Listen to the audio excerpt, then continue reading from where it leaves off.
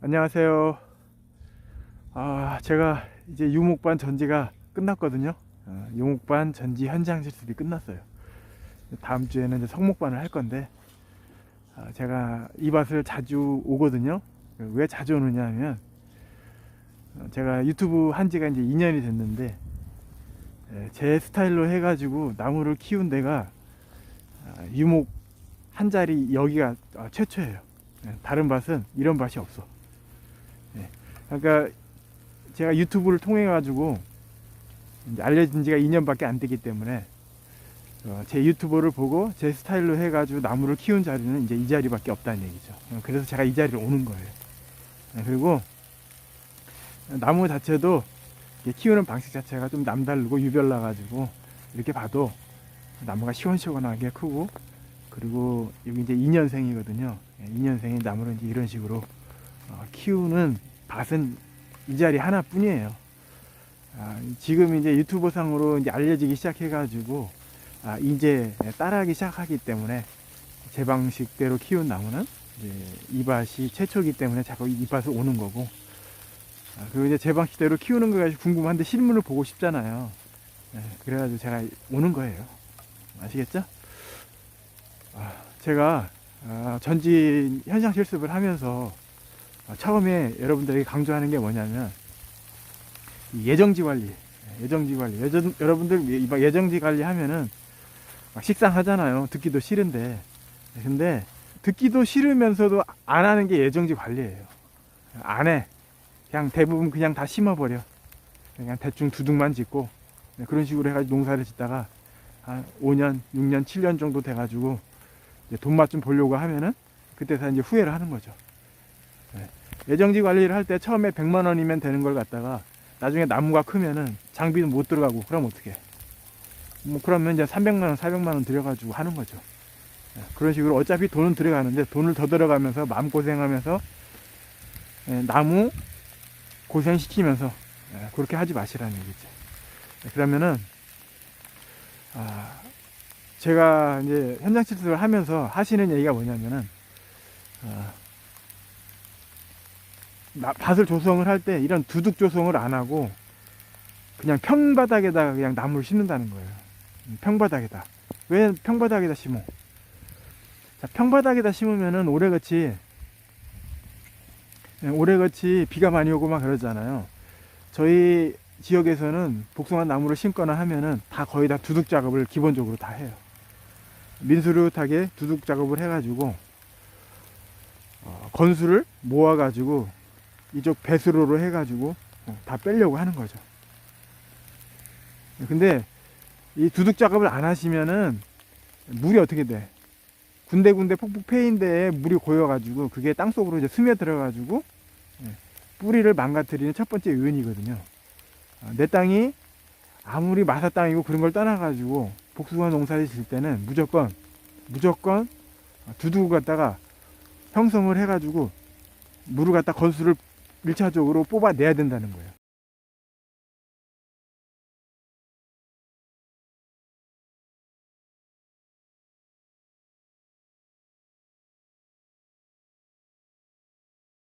지금 여기가 이제 수로잖아요. 수로가 내 밭보다 한참 낮기 때문에 우리 형님 같은 경우에는 이 밭이 천혜의 조건이지. 수로가 엄청 낮으니까.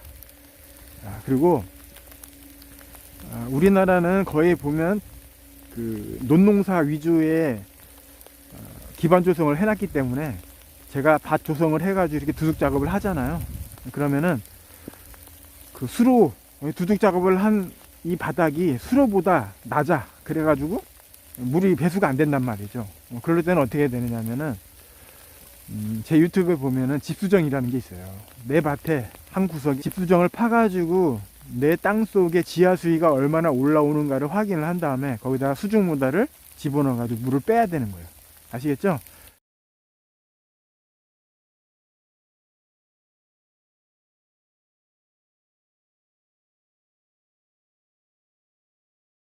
그러면은 그거를 뭐 1년 내내 빼느냐? 그거 아니거든요. 언제 빼느냐? 장마철에 갑자기 호우 왔을 때 내 밭에 지하 수위가 얼마나 올라오는가를 눈으로 확인한 다음에 그런 급할 때 1년에 한 서너 번만 배출을 시켜줘도 나무에 아무 지장이 없는데 그 한두 번이 나무를 박살을 내는 거거든요. 아시겠죠? 자, 그리고 또 두 번째로 이야기하고 싶은 건 뭐냐면, 아유, 방송을 하는데 하려고 하니까 이렇게. 자, 형이 여기 지금 이제 두둑 작업 해가지고 관리기로 팠거든요. 그러면, 자, 처음에 밭은 계단식으로 돼 있어. 위에서 이렇게 아래로, 또 위에서도 아래로 이렇게 계단식으로 내려온단 말이죠. 저 앞에는 녹록길이고, 그럼 녹록길이면은 저 위에 또 밭이 또 있잖아. 그럼 물이 어디로 모여? 무조건 내 밭으로 모이는 거예요. 위쪽에서 아래로. 눈에 보이진 않지만은. 나무가 여기도 보면은 들쑥날쑥 하거든요. 어떤 건 크고, 어떤 건 작고. 그 얘기 뭐냐면은, 나무가 작은 부분의 땅 속에는 물이 흐른다는 거예요. 뿌리가 자꾸 물에 잠겨가지고 죽는다는 거죠. 그러니까 똑같이 심었는데 어떤 나무는 잘 크고 어떤 나무는 못 크고 막 그렇잖아. 그래서 이런 밭에는 무조건 내 뚝 밑에는 파가지고 유공간을 묻어야 돼. 자, 그러니까 이 밭으로 따지면은 저 위쪽 길가를 경계로 해가지고 쫙 파가지고 니은자로 파야 되겠죠. 이 작업을 뭐라고 하냐면 수맥을 끊는다고 그래. 내 밭으로 들어오는 수맥을 끊어야 된다고. 그럼 수맥을 끊을 때는 얼마나 파야 되느냐? 자, 복숭아는 실생이지만은 청근성이에요. 그러다 보니까 뿌리가 거의 50cm, 그쪽 안쪽에 한 8, 90%가 다 형성이 돼 있는 거예요. 그러니까 포크레인 갖고 와가지고 땅을 팔 때는 한 70cm나 한 80cm만 파면 된다는 거예요. 그러면 200ml짜리 관을 묻으면은 위쪽으로는 60에서 50cm, 위쪽으로는 지하수위 유공관이 그 지하수위의 물을 갖다 다 잡아가지고 바깥으로 배출을 하기 때문에 나무 크는 데는 별 문제가 없어요. 막 1m, 1.5m씩 파가지고 땅 파보세요. 밑에 물이 막 질걱질걱 할 거 아니에요. 그건 상관이 없다고. 왜 그러냐면은 뿌리는 50cm 안에 거의 다 형성이 돼 있기 때문에 1m 속 안에 뿌리도 들어가지 않을 뿐더러 그까지 파가지고 물이 있어도 별 문제는 없어요. 문제는 50에서 70cm 그쪽에 뿌리가 분포하고 있는 부분에 물을 잡아가지고 뿌리가 상하지만 않으면 된다는 거예요. 복숭아가 실생이잖아. 그러니까 뿌리는 50cm 안에 땅속으로 50cm 안에 있지만은 실생이기 때문에 이 나무의 옆으로 퍼지는 폭이 넓은 것이지 땅속으로 많이 들어가진 않거든요. 아시겠죠? 그러면 7, 80cm 땅을 파가지고 거기다 유공관을 묻었어. 그런 다음에 흙을 덮었어. 이거 50점짜리. 아시겠죠? 그러면 더 잘하려면 뭐냐면 땅을 팠어. 예를 들어서 내 땅이 그냥 논의 질땅이야. 그래갖고 유공관 묻어놓고 차광만 감은 다음에 그냥 덮으면 그건 50점짜리예요. 자, 질땅은 파가지고 묻으면은 낫긴 낫지만은 내 땅의 토질이 질땅이고 그래가지고 배수가 안 되는 데다 거기다가 유공관 묻고 다 버봐야 질땅이기 때문에 더 배수가 덜 된다는 얘기야. 그럼 어떻게 해야 돼? 유공관 있는 데다가 마사라든지 골재를 그 유공관 주위에 넣어가지고 그 구멍을 갖다가 그 미세한 그 보망개라고 하죠. 그런 게 구멍을 막아가지고 배수가 안 되는 걸 막아야 되거든요. 그래서 골재라든지 마사라든지 그런 거를 유공관 주변에다 넣어가지고 덮어야 돼. 그러면 70점짜리. 그럼 100점짜리는 어떻게 해야 돼? 100점짜리. 100점짜리는 자, 이런 식으로 이제 팠잖아. 이렇게 팠어. 그런 다음에 이제 여기다 이제 유공관을 묻을 거 아니에요. 유공관을 넣었어. 그러면은 유공관 넣고 차광망을 감은 다음에 자, 이쪽은 내 밭이고 이쪽은 산 쪽이야. 네? 이쪽 위에서 물이 내려온단 말이죠. 그러면은 이쪽 벽에다가 포도농사 질 때 쓰는 그 비닐이 있어요. 두꺼운 거 1.0짜리 아니면은 0.7짜리, 0.8짜리 있거든요. 그거를 2겹 정도 해가지고 벽에다 이렇게 살짝 댄 다음에 흙을 덮을 때 이 비닐을 위에 세운 다음에 뚝 위에다가 얹혀가지고 그런 다음에 흙을 덮으면은 이쪽에 이제 비닐 때문에 물이 수벽이 되는 거죠. 수벽이 돼가지고 내려오면서 이 아래쪽에 있는 유공관으로 해가지고 물을 다 잡는 거죠. 요것이 100점짜리예요. 아시겠죠? 제가 이걸 그림을 그려가지고 제가 중간중간에 커트 해갖고 올려드려야 되겠네.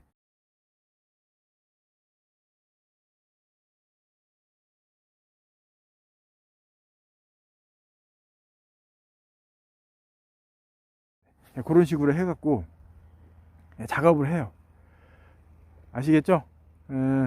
분명 다 알거든요. 예정지 작업을 해야 된다는 건 다 아는데 그냥 안 해요. 안 해가지고 나무가 전체적으로 잘 큰 나무가 흔치 않아. 다 폭탄 맞은 것 마냥 다 죽고 빌빌하고 그런단 말이죠.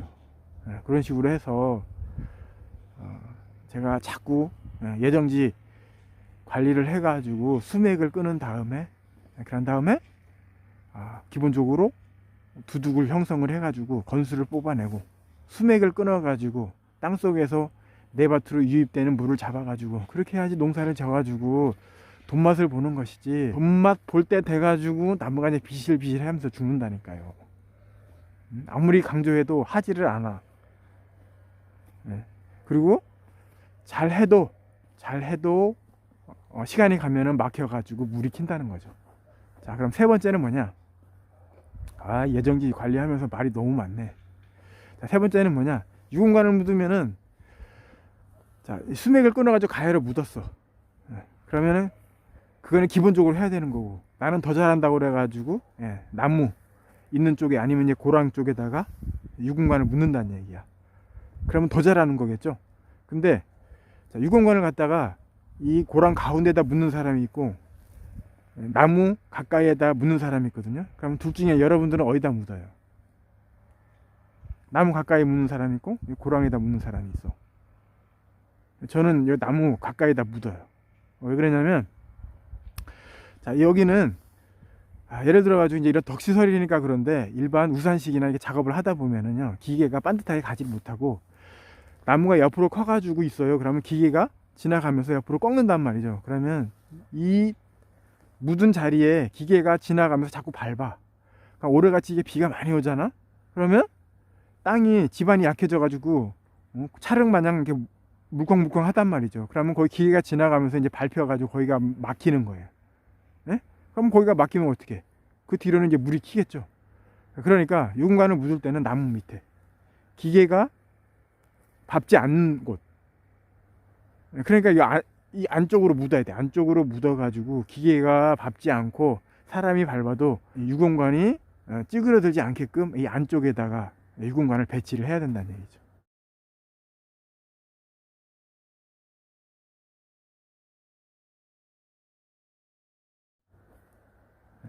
아시겠죠? 오늘 제가 예정지 관리에 대해서 세 가지를 얘기했거든요. 첫 번째는 좀 수맥을 끊어야 되고, 두 번째는 기본적으로 두둑은 만들어야 되고, 두둑은 건수를 빼야 되는 거니까 빨리빨리 비가 왔을 때 건수를 뽑아내고, 지하수위는 두 번째, 무조건 건수를 빨리빨리 뽑아내야 돼. 그리고 세 번째는 유공관을 묻을 때 이 가운데 고랑에다 묻지 말고 나무 가까이에다 묻고, 또 한 가지는 수로가 내 밭보다 높으면은 물이 빠질 데가 없잖아요. 그럼 예를 들어서 이쪽으로는 수로가 더 높아, 저쪽으로는 수로가 더 낮아. 그러면은 물이 저쪽 한 곳으로 해가지고 흘러가지고 내려가기는 너무 멀잖아요. 그러면은 이 안쪽에 물이 물 빠짐이 안 좋은 부분에다가 그 집수정을 하나 파가지고 인위적으로 땅속에서 지하수위가 올라오는 걸 확인을 해가지고 물을 갖다 바깥으로 배출하라는 얘기죠. 아시겠죠? 요것이 유목 전지 실습할 때 첫 번째로 이야기한 거고, 다음 시간에는 두 번째 묘목에 관해서 시리즈로 해가지고 한강이가 전지 실습을 한다는데 무슨 얘기를 하는가 여러분 궁금하잖아요. 그러니까 이런 걸 순차적으로 해가지고 줄거리처럼 쭉 얘기해가지고 전지하면서 그걸 이제 마지막으로 끝내는 거죠. 아시겠죠? 자, 여러분 감사합니다.